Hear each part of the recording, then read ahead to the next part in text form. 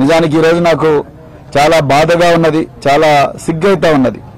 ఏ police డిపార్ట్మెంట్లో అయితే నేను 26 సంవత్సరాలు ప్రాణాలకు తెగించి మరి భారత రాష్ట్రపతి చేతుల మీదుగా అత్యున్నత శౌర్య పథకం అందుకున్నానో, ఏ పోలీసు డిపార్ట్మెంట్లో అయితే నాకు police medal for meritorious service వచ్చిందో, ఏ పోలీస్ డిపార్ట్మెంటే నా విశాలమైన కుటుంబం అనుకొని నేను 26 సంవత్సరాలు బతికినో, ఆ పోలీస్ డిపార్ట్మెంట్ ఈరోజు ప్రేక్షక పాత్ర వహిస్తుంటే మరి నేను నిజంగా నా హృదయం చాలా అంటే చాలా గాయపడ్డది.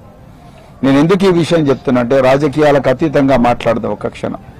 ఈరోజు నిన్న అచ్చంపేటలో సాయంత్రం 4 గంటలకు జరిగిన దాడి, మరి దాడి జరుగుతూ ఉన్నది. ఓకే, పోలీసులకు ముందస్తు సమాచారం ఉందా లేదా అనేది ఒక క్షణం నేను తర్వాత వస్తాను దానికి. కానీ పోలీసులకు ఆ బాధితుడు ఎవరైతే బాలరాజు గారు ఉన్నారో వారి కుటుంబం బెడ్రూమ్లోకి పోయి దాక్కొని అక్కడి నుంచి దాదాపు అర్ధగంట సేపు ఇక్కడున్న స్థానిక ఎస్ఐ గారికి కాల్స్ చేసిన మరి అర్ధగంట తర్వాత ఒక 2 లేక 3 పోలీసులు వచ్చిండ్రు. ఆ ఈయన కాల్ చేసినా లేకపోతే వేరే వాళ్ళు ఎవరైనా డయల్ 100 కాల్ చేసినా మొత్తం మీద వచ్చిండ్రు అర్ధగంట తర్వాత. ఇక్కడ మారణాయుధాలతోని ఆయుధం ఎక్కడుందంటే అది కర్రే ఇది చూడండి ఒక్కసారి మీరు, ఇది మామూలు కర్ర కాదు, సెంట్రింగ్ కర్ర. ఈ మారణాయుధాలతోని వాళ్ళు దాదాపుగా 15 నుంచి 20 మంది వ్యక్తులు వచ్చిండ్రు. ఆ వీడియోలన్నీ కూడా నేను నా ట్విట్టర్లో పోస్ట్ చేయడం జరిగింది. ఈ మారణాయుధాలతోని దాడి చేస్తున్నారు అని ఒక వ్యక్తి ఎవరో సమాచారం ఇచ్చిండు. బాధితుడు అర్ధగంట సేపు కూడా కాల్ చేస్తే అక్కడున్న ఎస్ఐ గారు ఎత్తలేదు.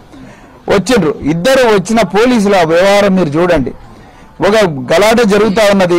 మరి వ్యక్తిని, ఒక బాలరాజు అనే వ్యక్తిని చంపడానికి, వాళ్ళ కుటుంబం హాని చేయడానికి వచ్చిండ్రు.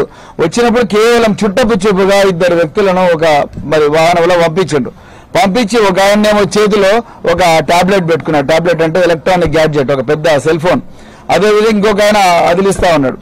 మరి ఆయన కళ్ళ ముందరనే మీరు చూడండి, వాళ్ళ ఇంట్లోకి వీళ్ళందరూ దుండగులు వచ్చిండ్రు, కుర్చీలు బలగొడుతున్నారు, అవన్నీ చేస్తున్నారు. అయితే లోపల బెడ్రూమ్ లో ఉండి ఆయన నా ప్రాణాలు పోతున్నాయి మొర్రో అని చెప్పి అడుక్కుంటున్నాడు. ఆయన కూడా ఆయన బెడ్రూమ్ తలుపులు కూడా బద్దలు కొట్టిండ్రు. బద్దలు కొట్టిన తర్వాత మరి పోలీసులు బయట ఉండి ఏం చేయాలి? మరి వాళ్ళ దగ్గర నుంచి ముందు మారణాయుధాలు గుంజుకొని అవి వాళ్ళ నిందితులను వచ్చిన వెహికల్ ఎక్కించుకొని పోలీస్ స్టేషన్ తీసుకుపోవాలి. లేకపోతే అదనపు బలగాల కోసం ఫోన్ చేయాలి. ఇక్కడి నుంచి కేవలం 5 నిమిషాల దూరంలో పోలీస్ స్టేషన్ ఉన్నది. అదనపు బలగాల గురించి సార్ గొడవ అవుతున్నది, మరి అర్జెంటుగా అడిషనల్ ఫోర్స్ పంపించండి అని చెప్పాలి. అవేమీ జరగలేదు. ఇక్కడ వాళ్ళు యథేచ్ఛగా 2 పోలీసు కానిస్టేబుల్ చూస్తుండగానే ఇదే గుత్ప కట్టెలతోని దాదాపుగా 7-8 వ్యక్తులు పిచ్చిగా ధ్వంసం చేసిండ్రు, వ్యక్తులను కొట్టిండ్రు. నా దగ్గర వీడియోలు ఉన్నాయి, నేను అబద్ధం మాట్లాడతలేను. నేను ట్విట్టర్లోనే ఈరోజు పోస్ట్ చేయడం జరిగింది. Hi, this is Monika. Please like, share and subscribe JSR media. Hello, నేను స్వాతి. జేఎస్ఆర్ మీడియాకి వెంటనే లైక్ చేయండి, షేర్ చేయండి, కమెంట్ చేయండి అండ్ సబ్స్క్రైబ్ అవ్వండి. Thank you.